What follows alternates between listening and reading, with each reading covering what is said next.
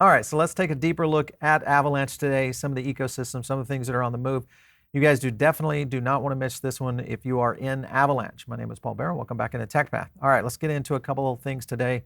Jump into Tangem if you guys are looking at getting into self-custody. Maybe this is the first time that you've started to think self-custody and you want to get into a self-custody wallet. Tangem is one of the ways you can do that. And all you have to do is visit their website, tangem.com.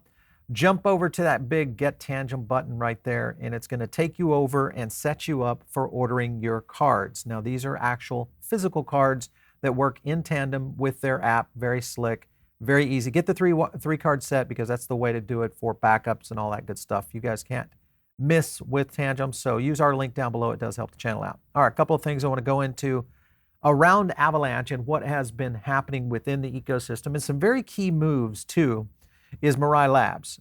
So Mirai Labs, remember, you guys may remember this company and project because of Pegaxy. Remember, it was the horse racing game. You had Zed Run, Pegaxy, all those in the last, maybe you weren't here back then, but if you were, you knew that there was a lot happening in the metaverse and the gaming ecosystems. Mirai was one of them. And they have now moved over to Avalanche. This is a big deal because it's going to be pulling across a variety of games. What Avalanche says is already live. Mirai Subnet will host Mirai's full slate of offerings, includes the free-to-play racing game, Pegaxy Petopia, and then, of course, some SocialFi esports style integration, and, of course, the native token, which is PGX, and then Mirai ID and Mirai app. We'll get into some of that along with Mirai Pay. Now, Mirai has been busy because they did a bit of a pivot from what they were doing around just a racing game in Web3 and started to move a little bit more into the functionality of a game itself. If you go over to their website, just MiraiLabs.co, you can kind of see there's Pegaxy. They kind of stayed with the branding, but it's available or coming soon now on the App Store and Google Play.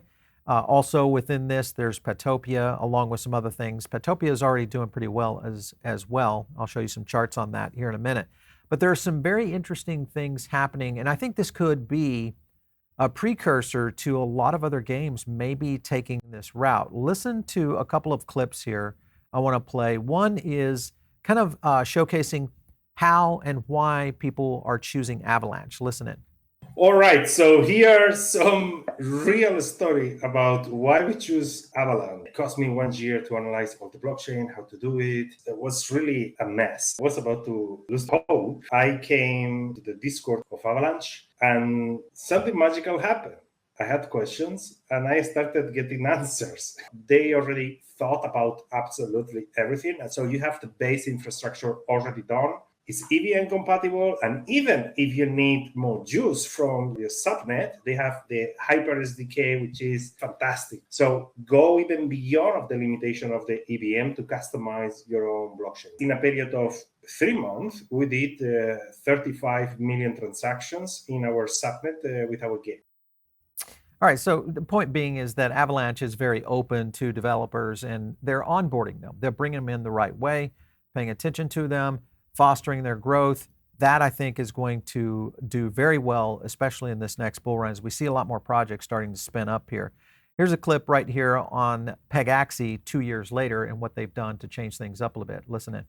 It's been 2 years since the release of Pegaxy. I can't actually believe I'm saying that. The fact that we have an app is a massive thing. Petopia, obviously, Petopia is going to release in December this year.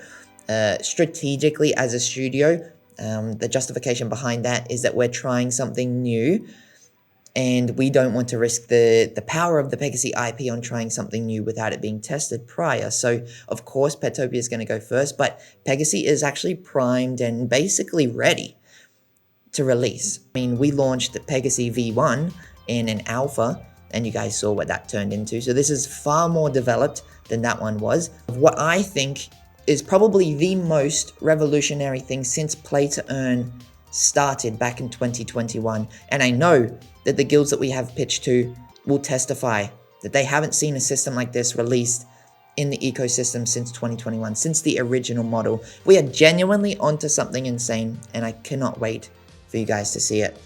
And if you think about all the things that are happening, this is just one, leg to the stool for what Avalanche is doing overall.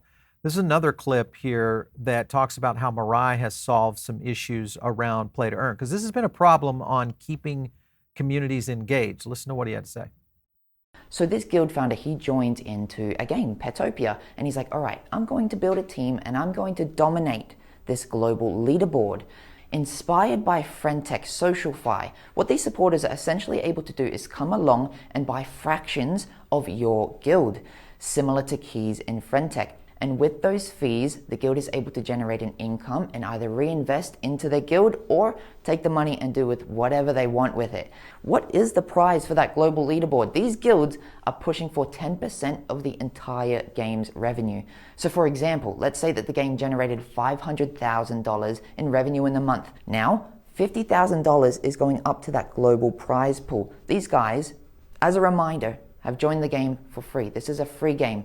To build a guild, it's $5. To join a guild, it's $1, essentially free. So you could understand that these guys are pushing really, really hard to dominate inside the game. But what does this have to do with the players? Why are the players getting involved? Well, the money is divided based on performance. So let's say this team earned 1 million points over this season, and one player did 500,000 of that.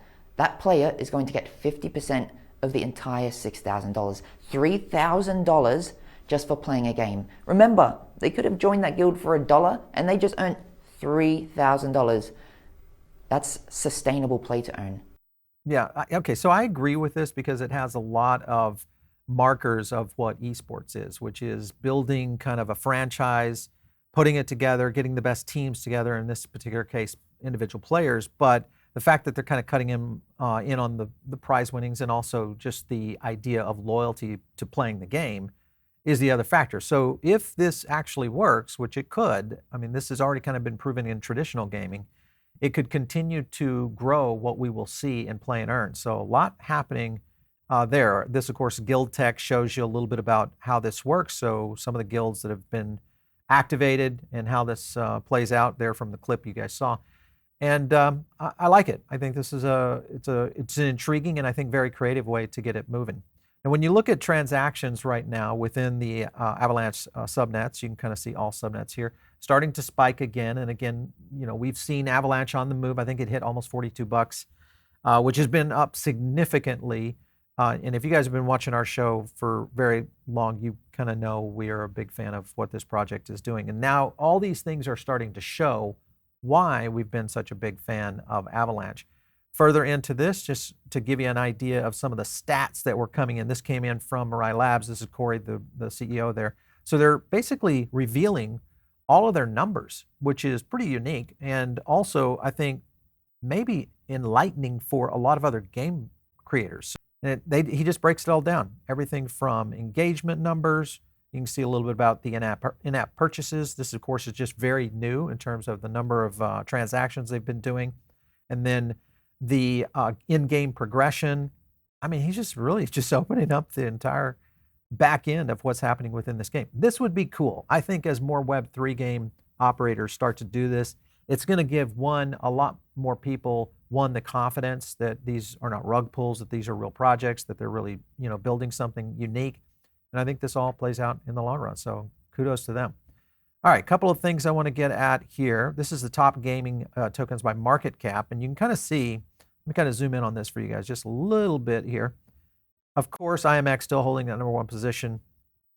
Render coming in right behind it, obviously with Solana, Sandbox right there, Axie, Beam moving up fast, and of course that being the Avalanche ecosystem. GALA got flipped, and then you've got Ape and Illuvium even then there. So you can kind of see, the fact is that we're starting to see Avalanche's prowess in the gaming sector starting to show up really in a lot of these projects and also in some of the movements. So now when you look at over at GALA, this was of course Jason Brink hitting up on Invest Answers, a big Solana guy, and been on our show many times, but there was some things in here around DMs and they were kind of just talking about, hey, you need to be transparent. And you know, this is something that we have done and talked to GALA about multiple times. I think we responded to this, you know, you just put out a scan. You know, all you have to do is put out a website to showcase it, open up and be this way, just like what Mirai is doing in terms of just openness around what's happening on the ecosystem, and problem solved. You know, when I think GALA gets to that level, then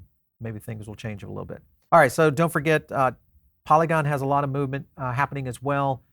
They're going to be on our show next week. I don't know what they're going to be announcing, but I'm told that there may be some alpha that gets dropped, and there's some very key things that are happening within the Polygon ecosystem as well. So don't sleep on this one.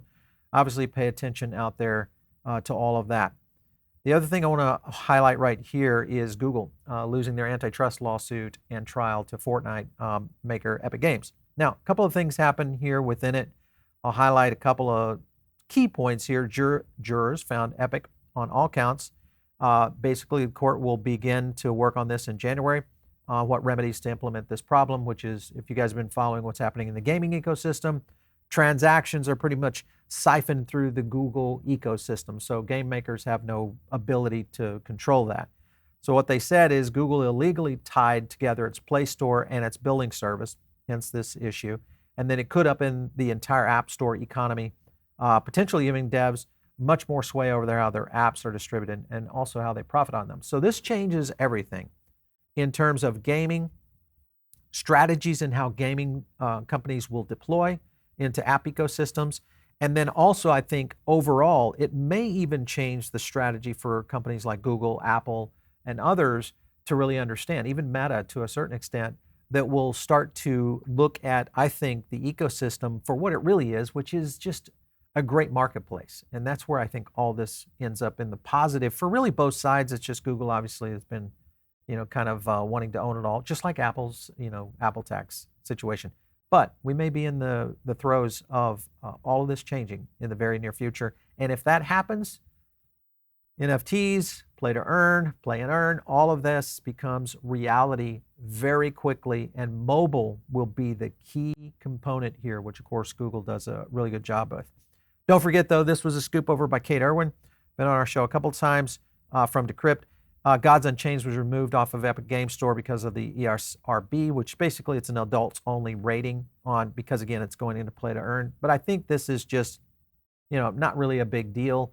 I think we'll see more of this as we see this kind of activity within gaming overall, because remember, it's still very new in the space. People are still trying to figure out how to qualify these, because in reality, I know it's not, getting into dollars, but the point is that you already have the ability to earn assets within games right now. So it's just a matter of a step forward if we get into collectibles and things like that.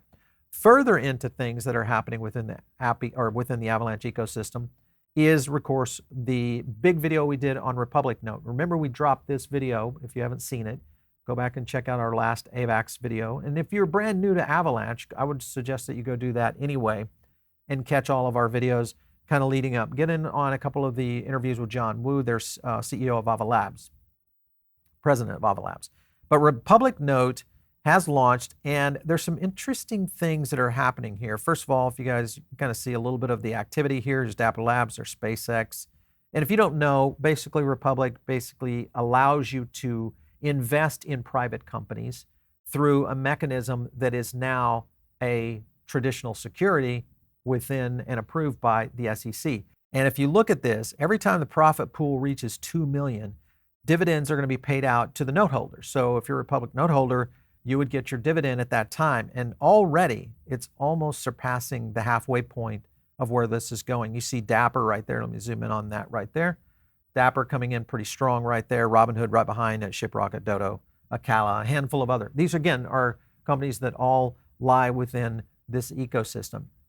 Digital assets being tokenized. This is where we think the future of all this is going. And when you look at Avalanche and their strategy, they're going the route of institutional finance, which I think is the route to take, because it's going to open up a lot of scenarios for what Avalanche is going to look like coming on down the road. All right, so as you look at the Avalanche subnets, you can kind of see what's happening here within Beam and also Dexalot. And what I want to show you here is this movement right here. If you look at Dexalot subnet, look at the number of transactions here versus all subnets, 82,000 versus 12,000. Dexalot is really climbing the charts here. And again, Beam, even though it's very popular and continues to be, having that capability of being somewhat multi-use, this I think is going to be something to watch as well. Again, all of this within the Avalanche ecosystem. So again, just creates a lot of strength, I think, for the future. If you look at Dexalot right here, a lot of action right here in terms of overall transactions, 24-hour transactions, total transaction up to 64 million. So very high on the charts right there. Let me go over to Trader Joe, and you can kind of see some of the volume also on transactions right here as Trader Joe starts to move up. And then also volume in terms of transactions also starting to get, but what we're seeing is the first time we've really seen highs like this. Let me zoom in on that a little bit for you guys. First time we've really seen highs like this really since all the way back in 2021 when we were seeing the fall off of the last bull run. So, and further into this, if you compare this to where Trader is working right now, I'll zoom in on this right here, Uniswap leading the way there, but Trader Joe right there behind PancakeSwap. And if you look over a little bit on the 24-hour volume, even though it's about half of that, it's more than half in terms of volume. So this again gets back to the point of why we're seeing Avalanche holding so strong right now above the $35 to $37 mark. So interesting stuff. So the question is can this flip Cardano? Because that's going to be the next question. You've got Avalanche setting at number 10, breaks the top 10 right now. Obviously, you see the total market cap right there, but closing in on Cardano at 20 billion. And then right above it, you've got USDC. And then, of course, Solana, as we all know, is continuing to spread the gap there on Cardano. So it could be Solana Avalanche being the two ecosystems that are ones to watch overall. If you take a look at the chart, Avalanche starting to still show, we're looking at our Lux Algo indicator right here, but here's the growth right here. We did see that top right there at around 41, almost 42 on the wick. So not a bad deal, depending on where you guys are plugged in and if you even like this project. Let me know in the comments. I mean, this is one we talk about quite a bit. We get their teams on quite a bit. We've got good access over there in terms of getting what I think is some good updates. But I'd love to know what projects that you guys are looking at to really kind of look at for the next bull run. Is there something unique and different that maybe you guys have an interest in? So make sure and drop some comments down below. We always love that. If you're not in the Diamond Circle, get in there. It's very easy, and you get additional content from us. If you guys want to catch me on X, it's @PaulBaron. We'll catch you next time right here on TechPath.